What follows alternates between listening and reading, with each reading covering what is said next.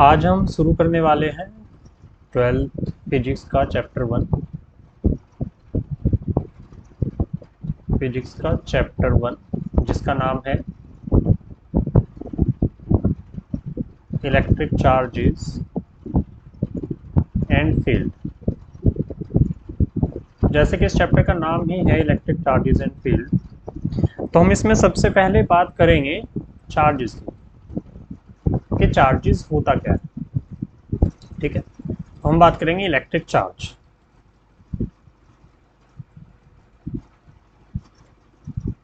तो electric charge जो है, इलेक्ट्रिक चार्ज एक इंट्रिंसिक प्रॉपर्टी है। क्या है? एक इंट्रिंसिक प्रॉपर्टी। इंट्रिंसिक प्रॉपर्टी किसकी? इंट्रिंसिक प्रॉपर्टी है elementary particles of elementary particles. अब एलिमेंट्री पार्टिकल्स होते क्या है? जो एलिमेंट्री पार्टिकल्स होते हैं बच्चों, इलेक्ट्रॉन और प्रोटॉन या न्यूट्रॉन। ये आपने पढ़ा होगा कि इलेक्ट्रॉन प्रोटॉन न्यूट्रॉन कहाँ होते हैं? एटम्स में होते हैं। तो इसे हम क्या कहते हैं? Elementary particle. एलिमेंट्री का मीनिंग क्या है?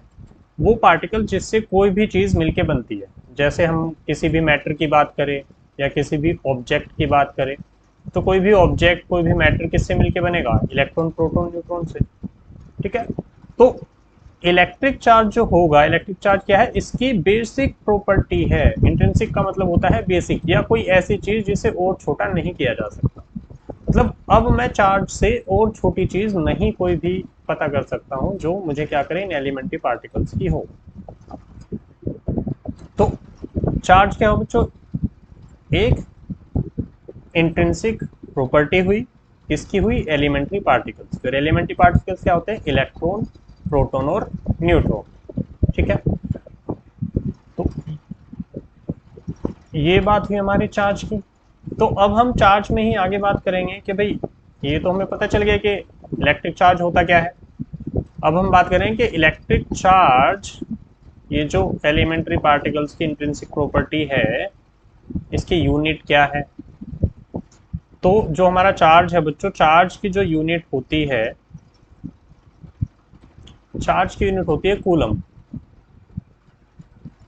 और इसे रिप्रेजेंट करते हैं कैपिटल सी से। ठीक है, जो चार्ज होता है बच्चों, चार्ज की जो वैल्यू होती है, चार्ज को हम स्मॉल ई से रिप्रेजेंट करते हैं। चार्ज की जो वैल्यू होती है, स्टैंडर्ड वैल्यू ली हमने 1.6 इंटू 10⁻⁻19, और उसकी यूनिट कूलम में, तो यहाँ लिखेंगे हम कूलम। ठीक है, अब जैसे मैंने आपको बताया एलिमेंट्री पार्टिकल्स, मैंने बताया इलेक्ट्रॉन, प्रोटॉन, न्यूट्रॉन। तो जो इलेक्ट्रॉन होता है बच्चे, उस पर नेगेटिव चार्ज होता है, वो कितना होता है? 1.6 इंटू 10⁻⁻19 कूलम। वहीं प्रोटॉन की बात करते हैं, तो प्रोटॉन पे पॉजिटिव चार्ज होता है, सेम वैल्यू होती है, बस हमारी डिफरेंस क्या होता है? इलेक्ट्रॉन पे नेगेटिव चार्ज होता है और प्रोटॉन पे पॉजिटिव चार्ज होता है। वहीं हम बात करते हैं न्यूट्रॉन की, तो न्यूट्रॉन पे कोई भी चार्ज नहीं होता, वो न्यूट्रल होता है। न्यूट्रल का मीनिंग क्या है? ना उस पर कोई पॉजिटिव चार्ज है, ना ही उस पर कोई नेगेटिव चार्ज है, वो न्यूट्रल है। इसीलिए उसे क्या कहा हमने? न्यूट्रल। क्यों? क्योंकि उस पर चार्ज कोई नहीं है, जीरो चार्ज है, एक तरीके से ये कह सकते हैं हम। तो अब हम आगे चलते हैं इसी चैप्टर में। चैप्टर में आगे चलेंगे बच्चों। ये बात हुई हमारी चार्ज की। चलिए अब हम बात करेंगे चार्ज। देखो चैप्टर 1 में हमने पढ़ा है भैया चार्ज। अब चार्ज दो तरीके से पढ़ते हैं हम। एक चार्ज को कैसे पढ़ते हैं? जब चार्ज हमारा क्या हो? स्टैटिक हो। स्टैटिक का मीनिंग क्या है? आपने 9th में पढ़ा था और 11th में पढ़ा है स्टैटिक और डायनामिक। स्टैटिक का मीनिंग है जब कोई चीज रेस्ट में। एक हो डायनामिक। डायनामिक का मीनिंग क्या है? डायनामिक का मीनिंग है जब कोई ऑब्जेक्ट मोशन में हो, या कोई भी हमारा पार्टिकल हो, कोई भी चीज हो, वो क्या हो? मोशन। तो जब हम चार्ज को पढ़ते हैं, स्टैटिक चार्ज की स्टडी करते हैं, तो उसे कहते हैं इलेक्ट्रोस्टैटिक। इलेक्ट्रोस्टैटिक, जिसमें क्या होता है? हमारे स्टैटिक चार्ज की हम प्रॉपर्टीज को, या स्टैटिक चार्ज के बारे में जो भी हम स्टडी करेंगे उसे हमने बोला इलेक्ट्रोस्टैटिक। वहीं जब हमारा चार्ज डायनामिक होगा, मतलब मोशन में होगा, तो इसकी स्टडी को कहते हैं इलेक्ट्रोडायनेमिक्स।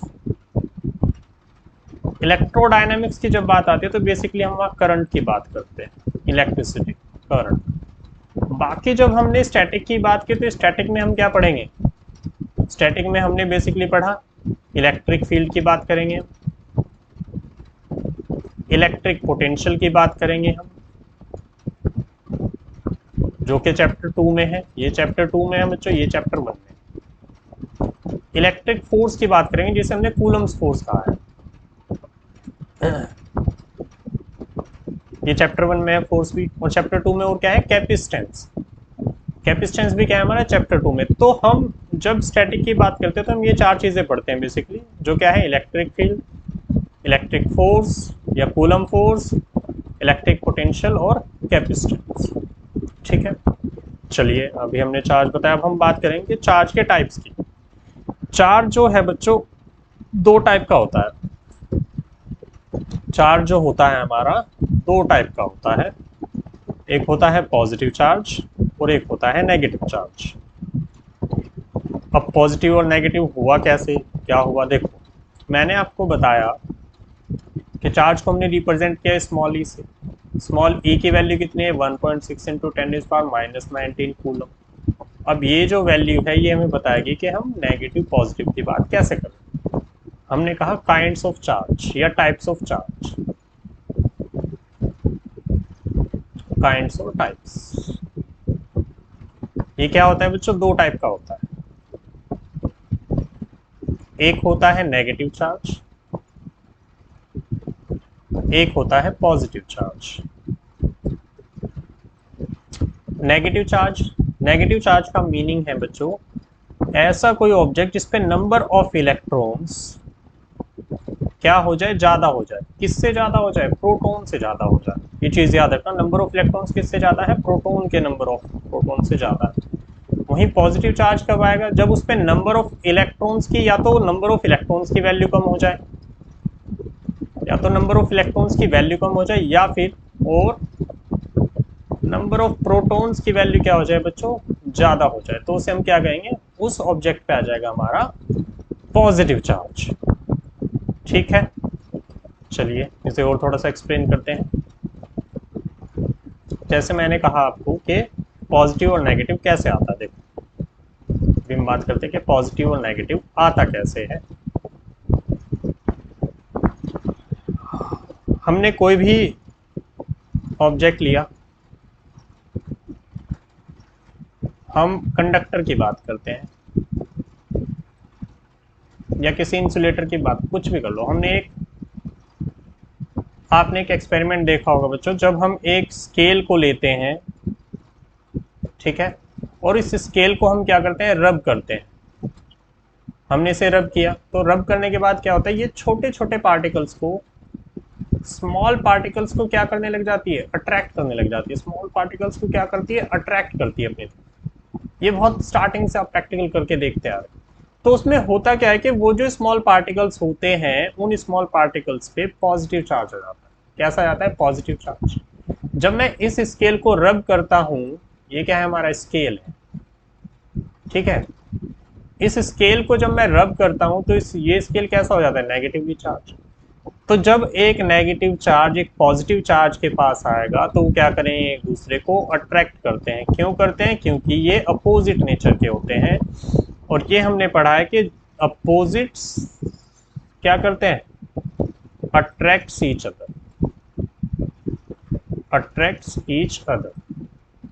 वहीं सेम चार्ज क्या होंगे? सेम नेचर के चार्ज क्या करेंगे? एक दूसरे को रिपेल करते हैं। वो क्या करते हैं बच्चों? रिपेल करते हैं एक दूसरे को। इस चीज को आप, चार्ज तो आपने ऐसे नहीं देखे, लेकिन आपने मैग्नेट देखी है। तो आपको पता है कि जब हम मैग्नेट में दो पोल होते हैं, एक साउथ पोल एक नॉर्थ पोल, तो जब हम किसी भी मैग्नेट के सेम पोल्स को एक साइड लेके आते हैं, क्या करते हैं? एक हमारे पास मैग्नेट है, उस मैग्नेट के हमने क्या किया? ये मैग्नेट है हमारे पास, ये इधर नॉर्थ पोल, ये इधर साउथ पोल। एक दूसरी मैग्नेट है, ये नॉर्थ पोल, ये साउथ पोल। अब जब मैं इन दोनों को पास लेके आऊंगा, पास लेके आया हूं, यहां लेके आया, तो ये इसका साउथ पोल है, ये इसका नॉर्थ पोल है। दूसरी मैग्नेट को भी हमने ऐसे रखा, ये इसका नॉर्थ पोल है, साउथ पोल है, तो ये क्या हुए, ये हो गए अपोजिट पोल्स। ये क्या हो गए हमारे अपोजिट पोल्स। तो जब अपोजिट पोल्स होते हैं वो क्या करते हैं, एक दूसरे को अट्रैक्ट करेंगे। क्या करेंगे, अट्रैक्ट। तो ये दोनों जो हमारी मैग्नेट्स होगी बच्चों, ये क्या आ जाएगी, ये एक दूसरे के पास आके चिपक जाती है। क्या करती है, ये चिपक जाती है। वहीं अगर मैं सेम पोल्स को एक साइड लेके आऊं, तो ये नॉर्थ है, ये साउथ है, मैं दूसरी मैग्नेट को लेके आया, उसका इधर मैंने साउथ पोल लेके आया, इधर नॉर्थ, तो भी क्या हो गए, सेम पोल्स हो गए हमारे।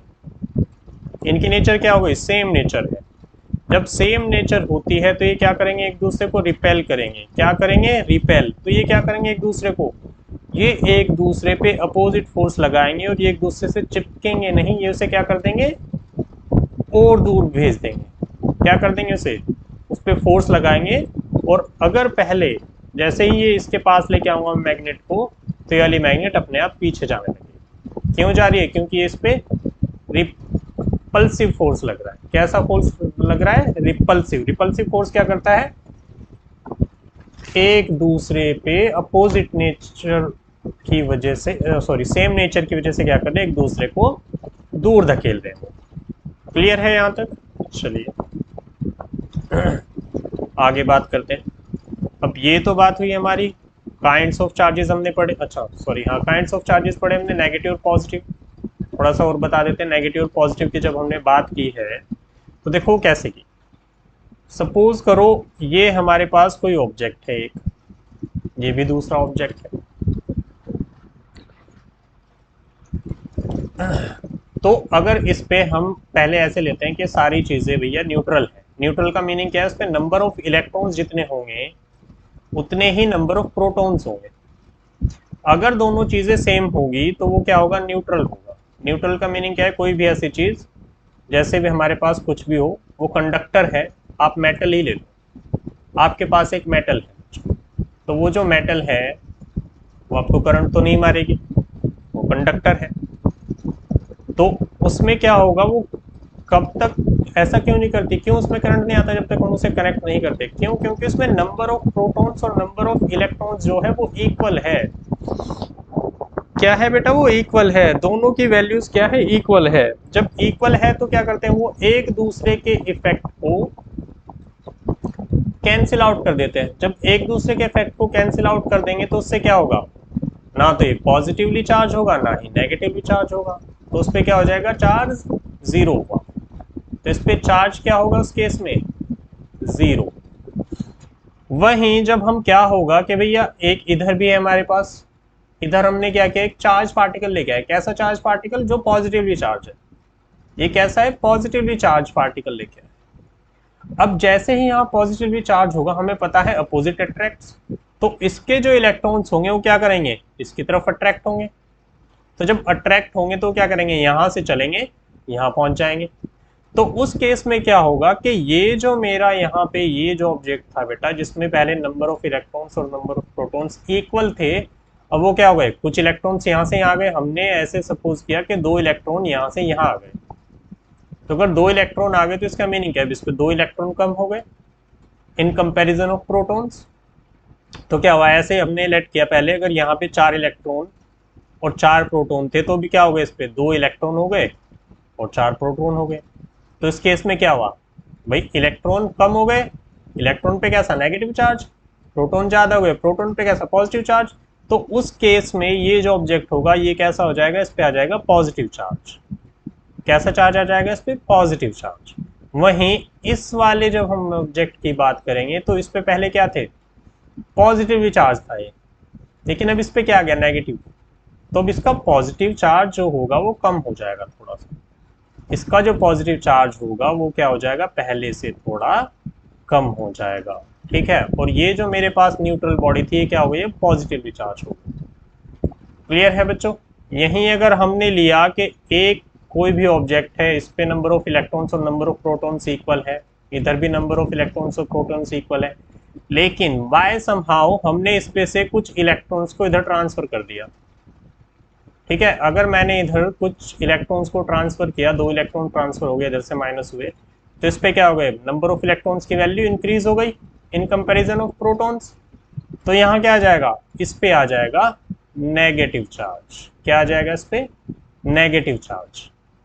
ठीक है, चलिए आगे चलते हैं। ये तो हमारा नेगेटिव पॉजिटिव ये क्या होता है, कैसे होता है। अब हम बात करेंगे प्रॉपर्टीज ऑफ चार्ज की। भाई हमारे पास चार्ज है, अब चार्ज है तो उसकी कुछ प्रॉपर्टीज भी होगी। अब वो चार्ज की प्रॉपर्टीज क्या है उसकी बात कर लेते हैं। तो चार्ज की कुछ बेसिक प्रॉपर्टीज होती है बच्चों। क्या है बेसिक प्रॉपर्टीज ऑफ चार्ज?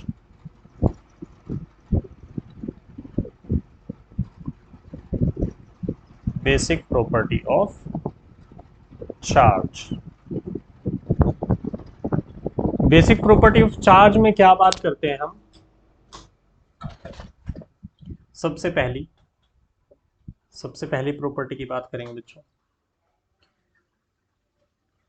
कि जो हमारा चार्ज होगा, चार्ज जो होता है हमारा वो कंजर्व होता है। क्या होता है? कंजर्व। कंजर्व का मीनिंग क्या है कि किसी भी आइसोलेटेड सिस्टम का जो चार्ज होगा, टोटल चार्ज होगा किसका, आइसोलेटेड सिस्टम का, वो हमेशा क्या रहेगा, कांस्टेंट रहेगा। क्या होगा? कांस्टेंट। या कंजर्वेशन ऑफ चार्ज का मीनिंग क्या होता है कि जैसे आपने नाइन्थ में पढ़ा होगा बेटा कंजर्वेशन ऑफ एनर्जी, तो वहीं से हम कंजर्वेशन ऑफ चार्ज की बात करेंगे that charge can neither be created nor be destroyed, neither be created nor be destroyed। ना तो हम चार्ज को क्रिएट कर सकते और ना ही हम चार्ज को डिस्ट्रॉय कर सकते। We can only transfer charge. हम क्या कर सकते हैं, चार्ज को ट्रांसफर कर सकते हैं। ठीक है, तो ये होता है हमारा कंजर्वेशन ऑफ चार्ज। दूसरी प्रॉपर्टी की बात करते हैं। दूसरी प्रॉपर्टी की जब हम बात करते हैं बेटा, तो दूसरी प्रॉपर्टी है हमारी कि जो चार्ज होगा, जो चार्ज होगा वो क्या होगा, वो हमेशा इंटीजर की फॉर्म में ट्रांसफर होता है। इंटीजर की फॉर्म क्या होती है भाई? इंटीजर होता है 1 2 3 या -1 2 3। -1 2 3 क्यों लिया हमने? Dash dash dash infinite, minus infinite, ये 1 2 3 लिया, प्लस इनफाइनाइट। नेगेटिव का मीनिंग क्या है कि भाई जरूरी नहीं है ना हम हमेशा चार्ज देंगे ही या इलेक्ट्रॉन्स को देंगे ही, कभी कभी हम लेते भी है। तो जब हम लेते हैं तो उसे मैंने -1 2 3 के लिए ले लिया, जब हम देते हैं तो उसे मैंने +1 2 3 के लिए ले लिया। तो अब क्या होगा कि जो हमारा चार्ज होगा वो हमेशा एक इंटीजर की फॉर्म में ट्रांसफर होगा। इंटीजर की फॉर्म में ट्रांसफर का मीनिंग क्या है कि अगर मेरे पास ये कोई ऑब्जेक्ट है तो ये जब भी चार्ज को या तो क्या करेगा, ट्रांसफर करेगा, चाहे ये उस चार्ज को क्या करे भाई, या तो किसी को दे या किसी से ले। वो हमेशा क्या होगा, वो ऐसे होगा कि 2 इलेक्ट्रॉन लिए या 3 इलेक्ट्रॉन लिए, 1 इलेक्ट्रॉन का ट्रांसफर हुआ या 5 इलेक्ट्रॉन का। ये ई का मतलब चार्ज ऑन एन इलेक्ट्रॉन होता है बेटा। स्मॉल ई का मीनिंग क्या होता है, जिसकी वैल्यू मैंने आपको बताई थी 1.6 इंटू 10⁻⁻19 कूलम। इसका मीनिंग होता है electron on a charge, sorry charge on an electron. क्या होता है, चार्ज ऑन एन इलेक्ट्रॉन। एक इलेक्ट्रॉन पे कितना चार्ज होता है बच्चों, इतना चार्ज होता है, और ये कैसा होता है, नेचर में नेगेटिव होता है। चलिए, तो अब हमने क्या कहा कि जो जब भी हमारा ट्रांसफर ऑफ चार्ज होगा वो क्या होगा, इंटीजर की फॉर्म में होगा। इंटीजर मतलब 1 2 3 4 की फॉर्म में। इस प्रॉपर्टी को हम क्या कहते हैं, क्वांटाइजेशन ऑफ चार्ज भी कहते हैं। इस प्रॉपर्टी क्या कहते हैं, क्वांटाइजेशन ऑफ चार्ज। क्लियर है बच्चों? इस प्रॉपर्टी को हम क्या कहते हैं, क्वांटाइजेशन ऑफ चार्ज कहते हैं। अब इसका फॉर्मूला होता है क्वांटाइजेशन ऑफ चार्ज का। क्वांटाइजेशन ऑफ चार्ज का फॉर्मूला होता है बच्चों capital Q equals to small n into e. क्या होता है, capital Q equals to small n into e, जहां पे कैपिटल Q की वैल्यू है टोटल चार्ज। ये किसे डिफाइन करता है, टोटल चार्ज को। स्मॉल n जो डिफाइन करता है वो करता है नंबर ऑफ इलेक्ट्रॉन्स। और स्मॉल ई जो है बेटा वो डिफाइन करता है हमारा charge on an electron, charge on an electron, ठीक है, कि एक इलेक्ट्रॉन पे कितना चार्ज है मेरा, उसे हमने डिफाइन किससे किया, उसे हमने डिफाइन किया है स्मॉल ई से, और उसकी वैल्यू कितनी है 1.6 इंटू 10⁻⁻19, 1.6 इंटू 10⁻⁻19 कूलम, ठीक है। ये याद रखो चीजें, ये काम आती है बेटा, न्यूमेरिकल्स में यूज होएगा आगे। तो कई बार ऐसे होता है हमें वैल्यूज गिवन नहीं होती, ठीक है। चलिए अब नेक्स्ट प्रॉपर्टी की बात करते हैं। ये दो प्रॉपर्टीज थी जो सबसे ज्यादा इंपॉर्टेंट थी, जो मैंने आपको सबसे पहले बताई है। आगे भी है प्रॉपर्टीज, तो वो भी है। जैसे थर्ड प्रॉपर्टी क्या कहती है बेटा, कि जो इलेक्ट्रॉन्स होता है हमारा, वो क्या करता है, जब वो मूव करता है तो उसकी जो डायरेक्शन होगी वो क्या होगी, अपोजिट होगी। किसके अपोजिट होगी, अपोजिट टू इलेक्ट्रिक फील्ड।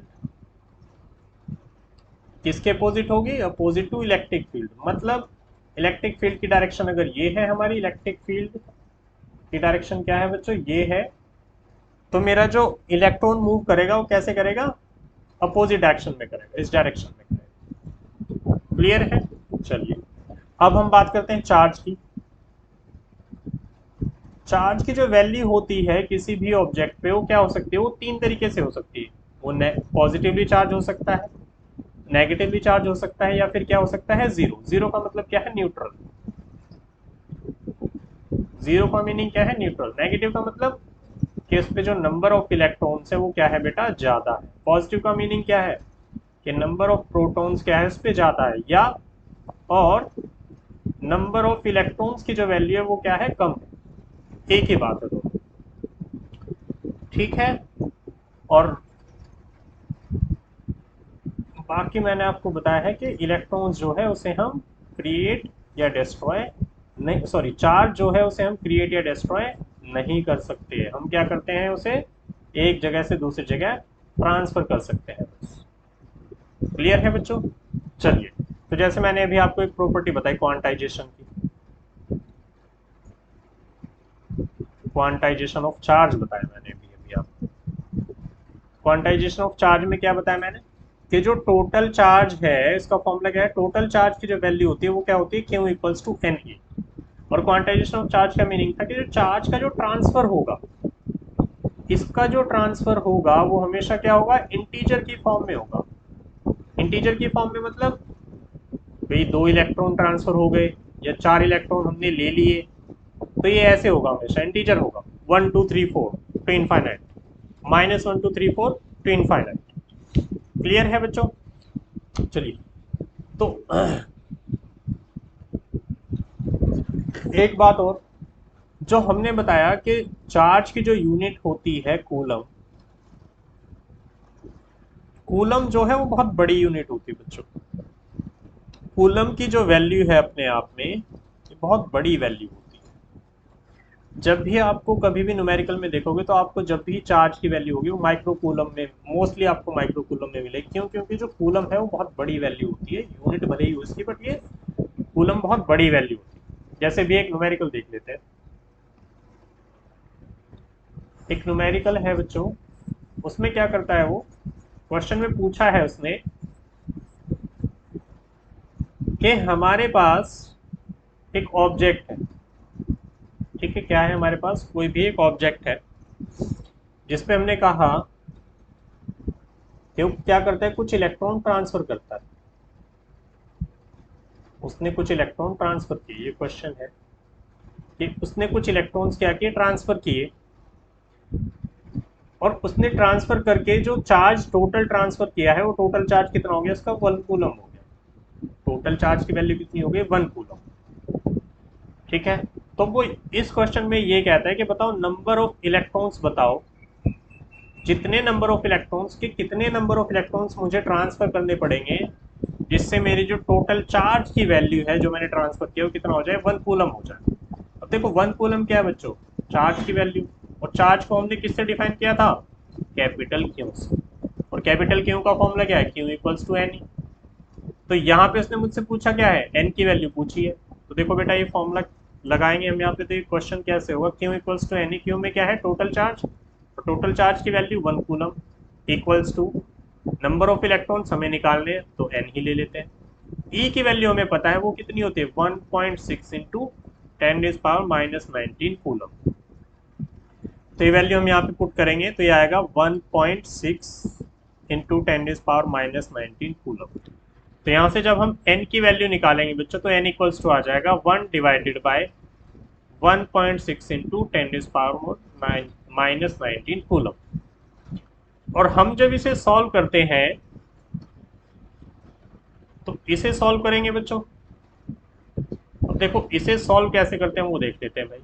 बहुत ही बेसिक तरीके से चीज़ें बताई जाएंगी आपको, ऐसे नहीं होगा कि कोई भी चीज़ समझ में ना आए। सॉल्व कैसे करते हैं, देखो n इक्वल्स टू जो हमारा आया बेटा ये आया 1/1.6 इंटू 10⁻⁻19 कूलम। अब हमें पता है कि ये जो वैल्यू जब भी नीचे हो डिनोमिनेटर में और पावर माइनस में तो इसे हम ऊपर ले जाएंगे न्यूमरेटर में और ये पावर प्लस हो जाएगी, तो आ जाएगा 1 इंटू 10⁻+19 डिवाइडेड बाय 1.6। अब 1.6 से इसे मल्टीप्लाई करेंगे, डिवाइड करेंगे बेटा, तो देखो यहाँ पे है पॉइंट, ये पॉइंट हटाना है हमें, तो हम क्या करते हैं इसमें पॉइंट के बाद कितने नंबर है एक, तो इसे हम 10 से 0 कर देते हैं। पॉइंट के बाद जितने नंबर होते हैं 1 के बाद उतनी ही 0 लगा देंगे। अगर यहाँ 2 होते तो हम 100 से मल्टीप्लाई करते, 2 0 होते 100। अब बच्चों नीचे मल्टीप्लाई किए तो ऊपर भी करेंगे, ये तो हम स्टार्टिंग से पढ़ते आ रहे हैं कि भाई अगर नीचे मल्टीप्लाई किया है तो ऊपर भी करना पड़ेगा। अब ऐसा क्यों करते हैं, जिससे हमारी वैल्यू जो है वो चेंज ना हो। तो अब हम यहाँ पे क्या करेंगे, इसे सॉल्व करेंगे तो आएगा बेटा 10 इंटू 10⁻+19 डिवाइडेड बाय 16। तो इसे हम क्या करेंगे, एक जीरो यहाँ से उठाएंगे तो इसे ऐसे कर देंगे 100 इंटू 10⁻18 डिवाइडेड बाय 16। अब इससे इसे जब कट करते हैं बेटा तो कट करके हमारा आंसर आता है 6.25 इंटू 10⁻18। और ये क्या है बेटा, ये है नंबर ऑफ इलेक्ट्रॉन्स। तो आप खुद देखो कि कितने सारे इलेक्ट्रॉन्स हमें ट्रांसफर करने पड़ेंगे तब जा करके मेरा जो होगा 1 कूलम चार्ज एक जगह से दूसरी जगह ट्रांसफर होगा। तो इसलिए 1 कूलम जो चार्ज है वो बहुत बड़ी वैल्यू होती है। क्या है, वो बहुत लार्ज वैल्यू है। क्या है, वो बहुत लार्ज वैल्यू है।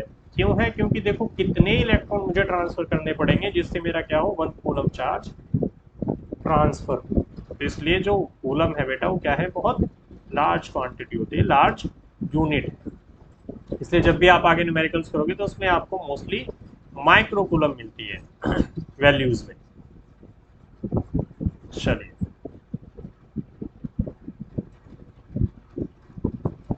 आगे चलते हैं।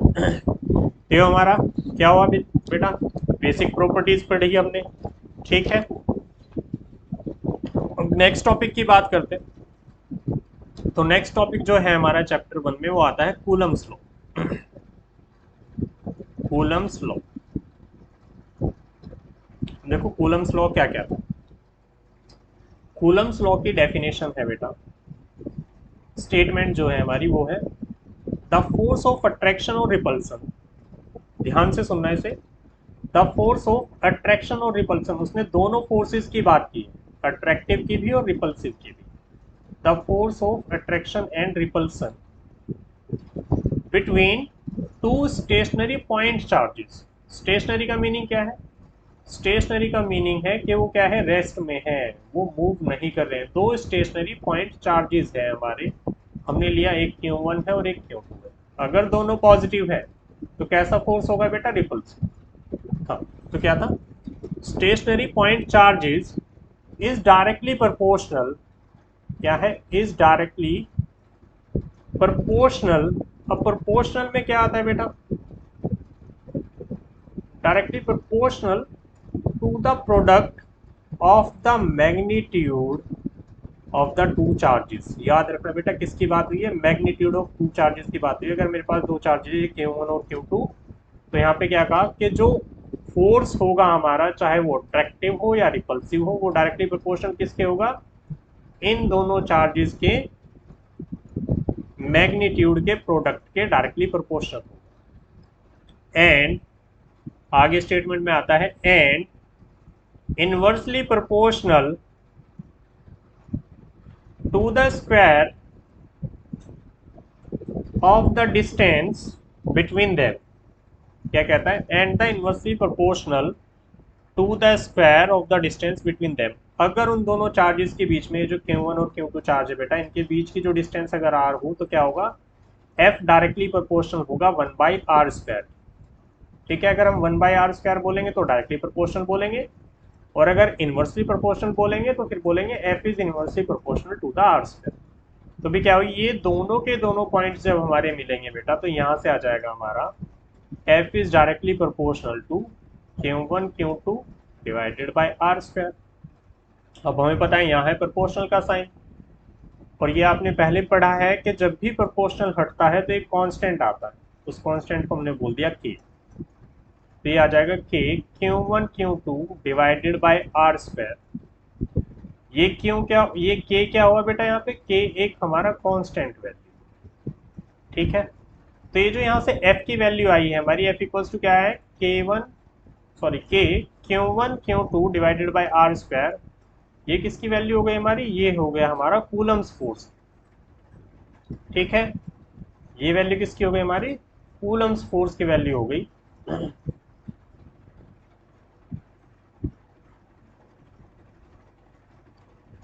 कूलम्स फोर्स में क्या है, F equals to k Q1 Q2 divided by r²। अब ये जो k कांस्टेंट है, इसकी जो वैल्यू होती है बेटा यहाँ पे फोर्स में, इसकी वैल्यू होती है 1/4πε0, इसे पढ़ते हैं ε0 into Q1 Q2 divided by r²। और ये जो कांस्टेंट आया जिसकी वैल्यू मैंने ये लिखी 1/4πε0, इसकी वैल्यू होती है बेटा न्यूमेरिकल वैल्यू 9 × 10⁹, और इसकी यूनिट होती है न्यूटन मीटर स्क्वायर पर कूलम स्क्वायर। ये जो यूनिट है ये आपने 11th में पढ़ी हुई है। इसका डायमेंशन फॉर्मूला कैसे निकालते हैं वो भी आपने 11th में पढ़ा। ठीक है, तो होमवर्क के तौर पे आप लिखो कि इसका डायमेंशन फॉर्मूला आपको डिराइव करना है। इसका डायमेंशन फॉर्मूला जो है वो क्या है, आपका होमवर्क है, वो आपको डिराइव करना है खुद से बिना देखे। ठीक है, तो यहाँ से क्या हुआ बेटा, मेरा जो फॉर्मूला आया है वो फॉर्मूला क्या आ गया, F equals to 1/4πε0 Q1 Q2 divided by r²। ठीक है, चलिए